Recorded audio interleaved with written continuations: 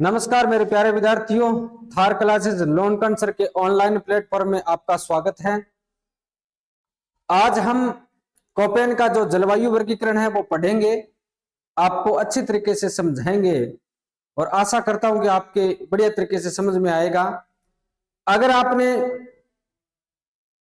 जलवायु और भारत के जो राज्यों की स्थिति को अगर आपको पता है तो आप अच्छी तरीके से इनको समझ सकेंगे, क्योंकि जलवायु का टॉपिक अगर आपने अच्छी तरीके से समझा है और पूरा मैप अगर आपको फ्लिप करना आता है, भरना आता है, तो आप बढ़िया तरीके से इनको समझ पाएंगे। चलो आज हम बात करते हैं कोपेन के जलवायु वर्गीकरण की। देखो बच्चों, जो कोपेन का जलवायु वर्गीकरण है वो थोड़ा हार्ड है और पेपर में अक्सर प्रश्न यहां से आते हैं। अगर अच्छा पेपर बनता है तो यहां से प्रश्न आते ही हैं, डीपली प्रश्न। तो सर्वप्रथम हमें पता करना पड़ेगा कि जलवायु कहते हैं किसे।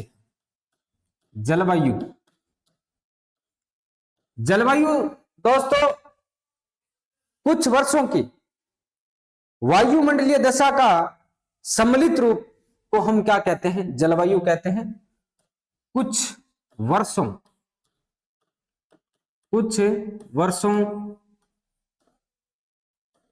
की वायुमंडलीय दशा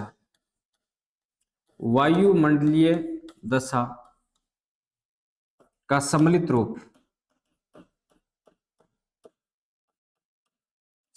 रूप को हम जलवायु कहते हैं। और जो ऋतु है वो क्या है? ऋतु किसे कहते हैं? कुछ माह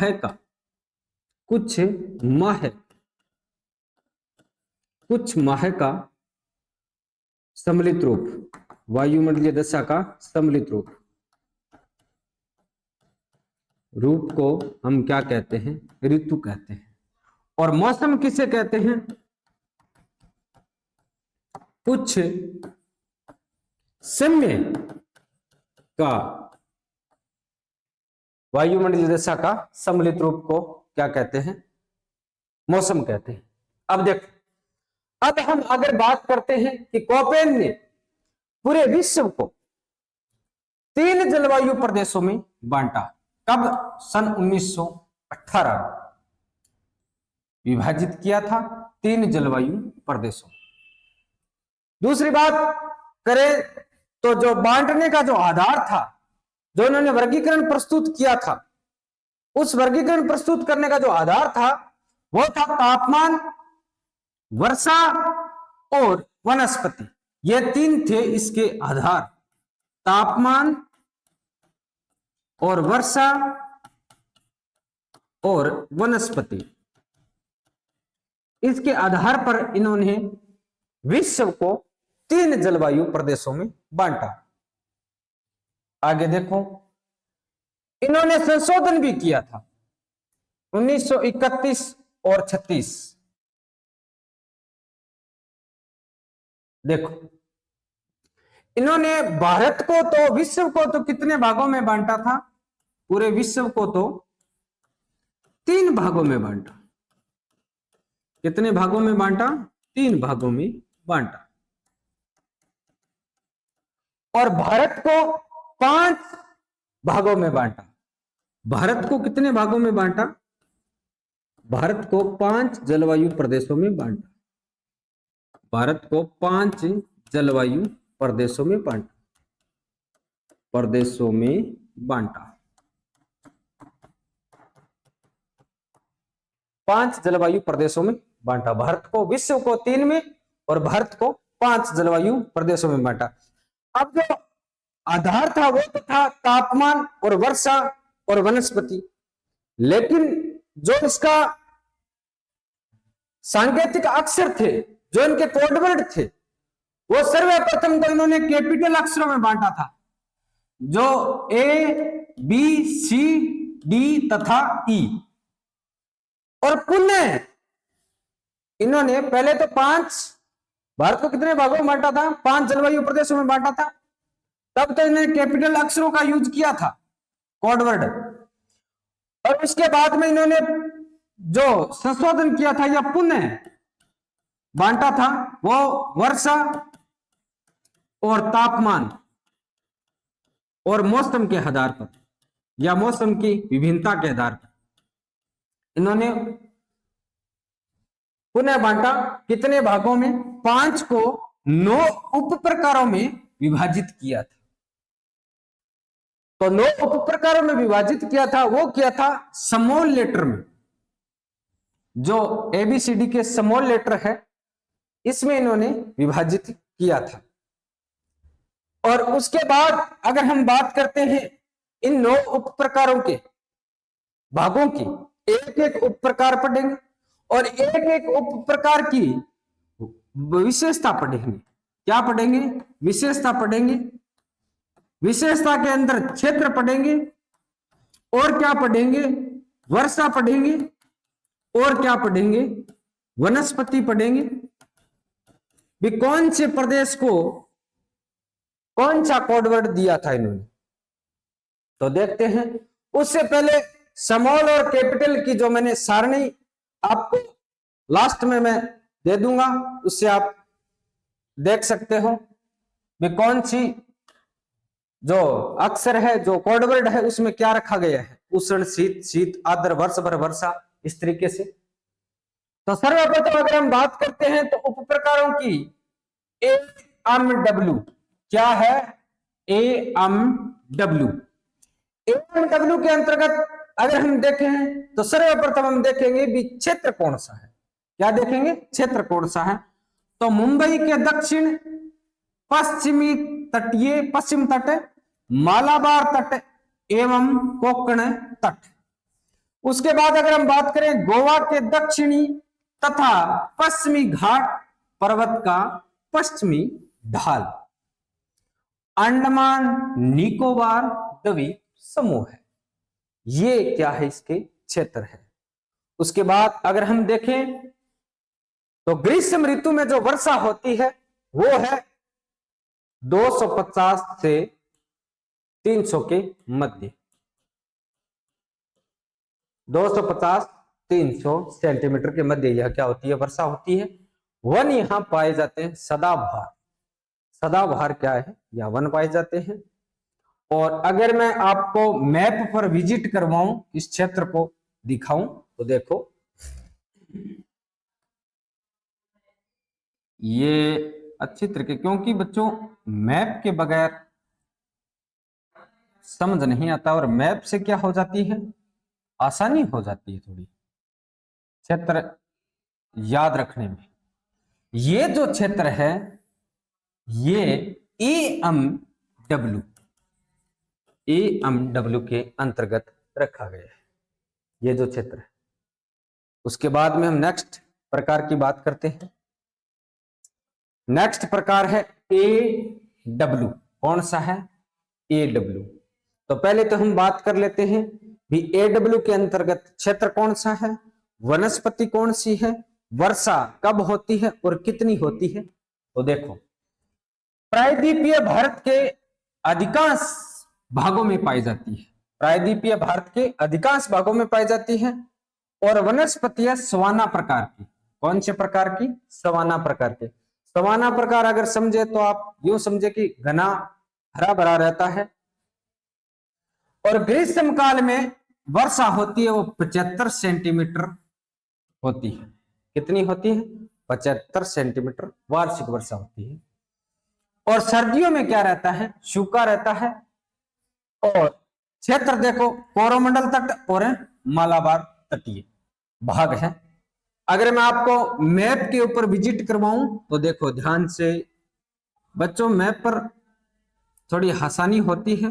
एग्जैक्ट मैप पर भी मैं आपको बताऊंगा। ये देखो, अब देखो कौन सा है क्षेत्र? प्रायद्वीपीय भारत का अधिकांश भाग, ये भाग है। ये किस AW के अंतर्गत रखा गया है। उसके बाद अगर हम बात करते हैं नेक्स्ट की, नंबर 3 उप प्रकार कितने थे? 9 थे। दो की बात कर ली हमने, ये तीसरा है। क्षेत्र देखो, तटीय तमिलनाडु एवं आंध्र प्रदेश। और शीतकाल में क्या होती है? वर्षा होती कब है? लौटते हुए मानसून। और ग्रीष्म काल में शुष्क रहता है। क्या रहता है? ग्रीष्म काल में शुष्क रहता है। वर्षा होती कितनी है? 75 से 100 सेंटीमीटर के मध्य होती है। कितनी होती है? 75 से 100 सेंटीमीटर के मध्य होती है। अब देखो, मैं आपको थोड़ा क्षेत्र बता दूं, थोड़ा सा मैप पर आपको विजिट करवा दूं, क्योंकि बच्चों मैप से आसानी हो जाती है। इस सीधा आप अगर याद रखने की कोशिश करते हो तो थोड़ा कंफ्यूज हो जाते हो। देखो, ये जो क्षेत्र है, ये क्षेत्र एएस के अंतर्गत आता है। देखो, ये क्षेत्र किसके अंतर्गत आता है? एएस के अंतर्गत। और लौटते हुए मानसून, जो लौटता हुआ मानसून के दौरान क्या होती है? वर्षा होती है। तो मानसून भारत में 1 जून को क्या करता है? प्रवेश करता है। 1 जून को प्रवेश करता है। और ये मानसूनी हवाएं पूरे दक्षिणी पश्चिमी मानसून है, अरब सागर और बंगाल की खाड़ी से पूरे भारत में क्या होती है? वर्षा होती है। और ये हवाएं जब वापिस लौटती है, क्या वापिस लौटती? और लौटती कब है? शीतकाल में। तब यहां वर्षा होती है आंध्र प्रदेश और तमिलनाडु के तट पर। उसके बाद अगर हम बात करें, और वर्षा होती कितनी है ये देख लेना, 75 से 100 सेंटीमीटर, क्योंकि इसका 3 ही थे।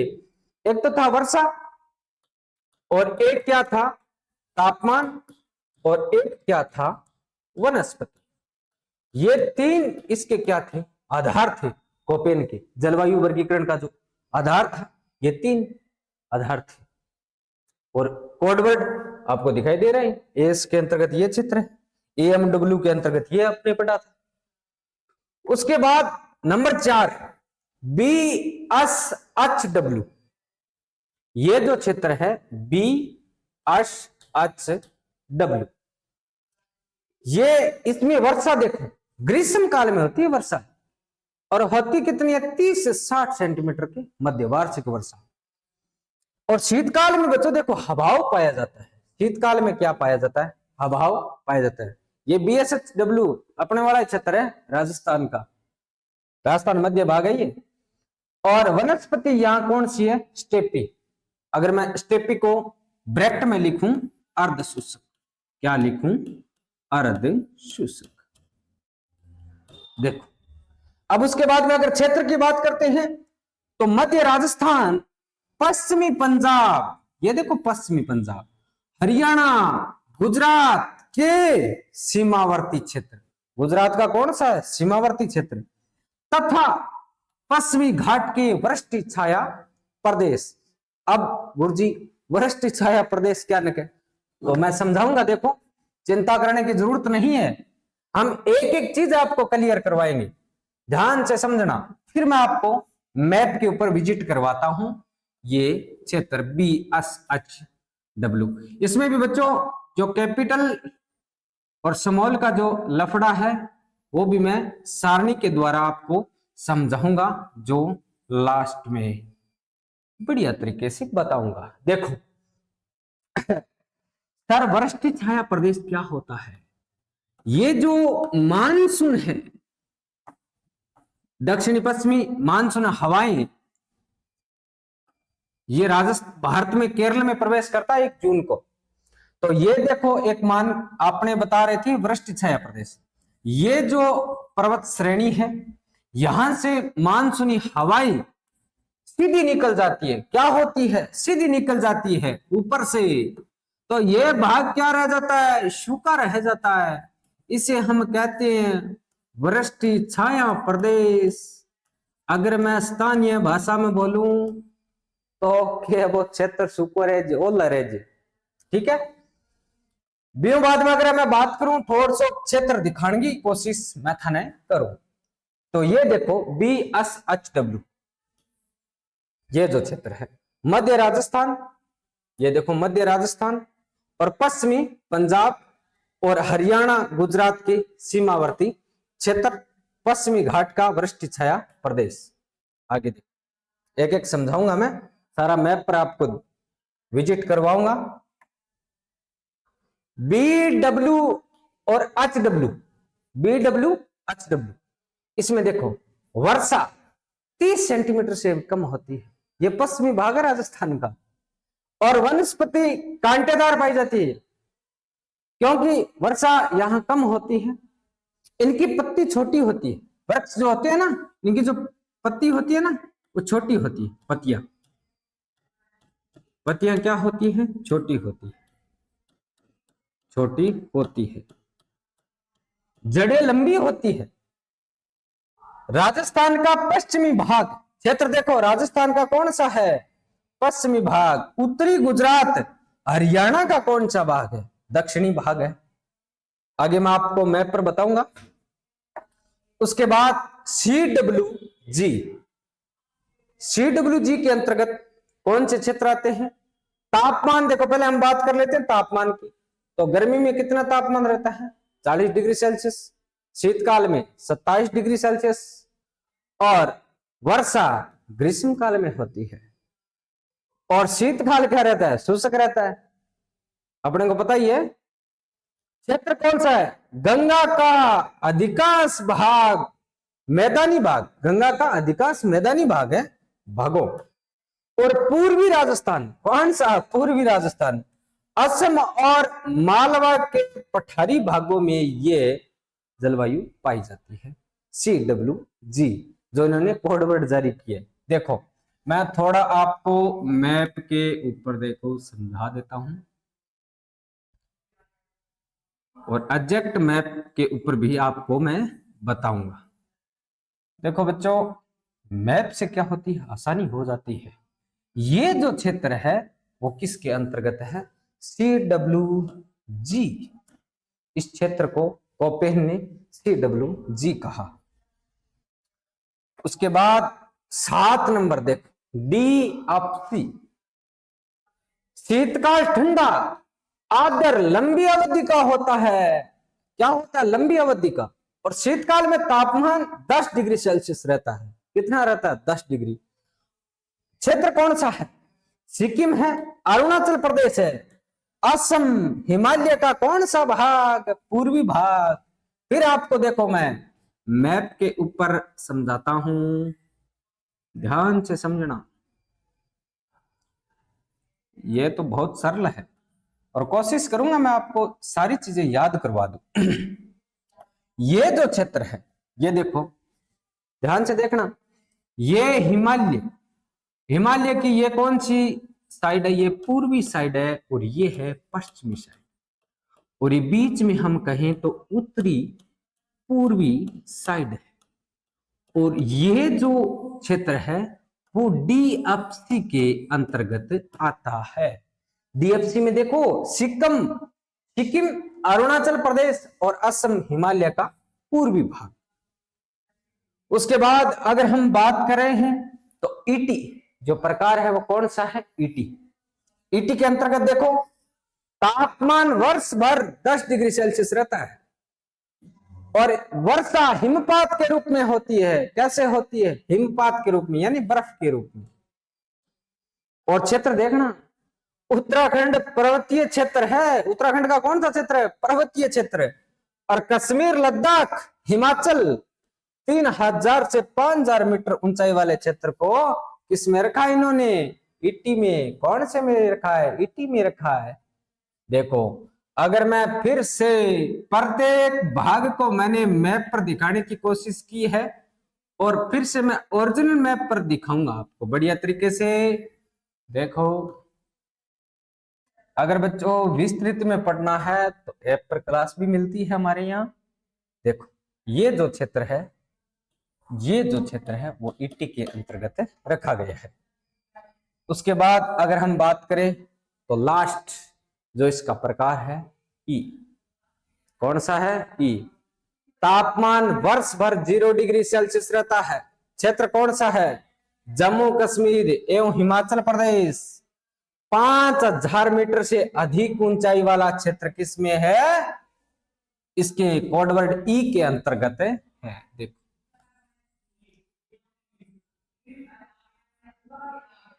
ये जो क्षेत्र है वो कौन से के अंतर्गत है? ई, ध्रुवीय तुल्य जलवायु प्रदेश।